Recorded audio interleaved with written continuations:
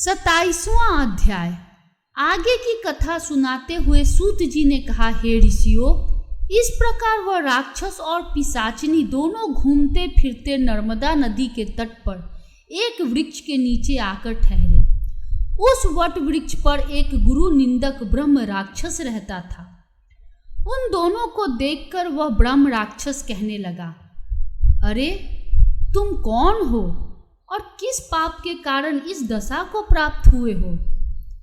तब राक्षस रूपधारी राजा ने अपना तथा पिशाचिनी का संपूर्ण वृतांत सुनाकर कहा कि अब आप भी अपना वृतांत सुनाइए।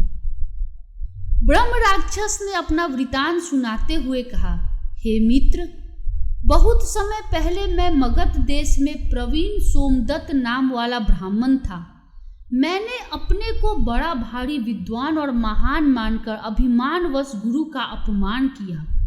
उसी पाप के कारण मैं इस योनि को प्राप्त हुआ हूँ। इस जन्म में भूख से पीड़ित होकर मैंने अनेक ब्राह्मण खा डाले हैं। गुरु की अपमान करने से निश्चय ही ब्रह्म राक्षस की योनि प्राप्त होती है। यह बात मैंने भली भांति जान ली है। तब कलमासपाद ने पूछा, हे मित्र, गुरु की कोटि में कौन कौन आते हैं, कृपया मुझे बतलाइए। ब्रह्म राक्षस ने कहा, वेदों को पढ़ाने अथवा सुनाने वाला, वेदों तथा नीति शास्त्र की व्याख्या करने वाला, वेदों के संदेह को दूर करने वाला, भय निवारण करता, अन्नदाता, शिक्षा देने वाला, बुरे कार्यों से रोकने वाला, पिता, ससुर, मामा, बड़ा भाई, गर्भ से मरण पर्यंत तक 16 संस्कार करने वाला तथा राजा को शास्त्रों ने गुरु कहा है, इसलिए इन सब की वंदना करनी चाहिए। यह सुनकर कलमासपाद ने आगे पूछा, हे भाई, तुमने अनेक गुरु कहे हैं, इनमें से कोई बड़ा भी है या सभी बराबर है? ब्रह्म राक्षस ने कहा, हे मित्र, यद्यपि हम राक्षस हैं और साथ ही भूख प्यास से दुखित भी हैं, परंतु क्योंकि गुरु महिमा के वर्णन करता से भी कल्याण होता है, इसलिए मैं इसका वर्णन करता हूँ। सब गुरु बराबर हैं, फिर भी इस संबंध में शास्त्रों का कथन सुनो। वेद तथा पुराणों के व्याख्याता तथा उपदेशकर्ता ये विशेष गुरु माने गए हैं। इनमें से प्रमुख गुरु वह है जो देव पूजन करावे, देव पूजा का फल बतलावे अथवा गुप्त मंत्र का उपदेश दे।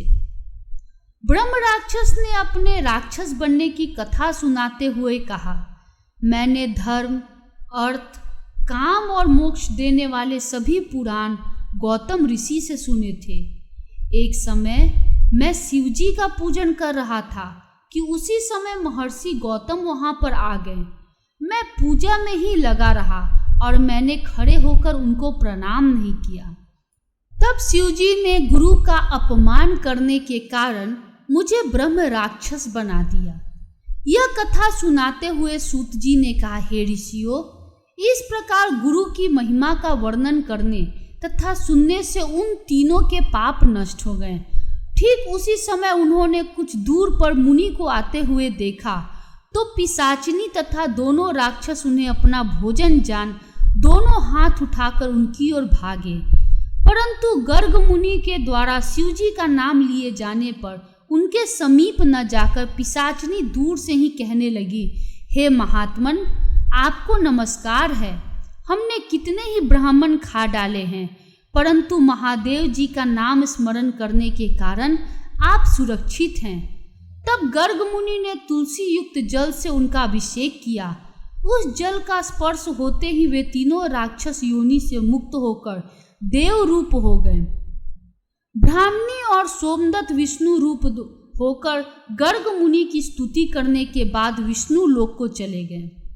उन दोनों के बैकुंठ जाने के पश्चात श्राप मुक्त राजा कलमासपाद सोच में पड़ गया।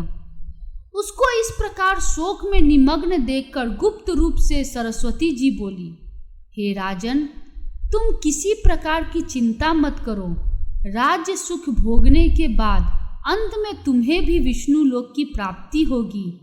इन वचनों को सुनकर राजा कलमासपाद अत्यंत हर्षित हुआ। राजा ने अपने गुरु का स्मरण किया और गर्ग मुनि को प्रणाम करके गंगा जी की स्तुति की। इसके बाद राजा भगवान विष्णु का स्मरण करता हुआ काशी जी चला गया। काशी जी में 6 माह रहकर राजा गंगा जी में स्नान और विश्वनाथ महादेव के दर्शन करते हुए आनंद प्राप्त करता रहा और इसके बाद प्रसन्नता पूर्वक अपने राज्य में आया।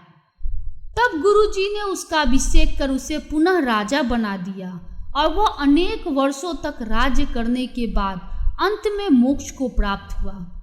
इस कथा को समाप्त करते हुए सूत जी ने ऋषियों से कहा, हे मुनियों, इसमें आश्चर्य जैसी कोई बात नहीं।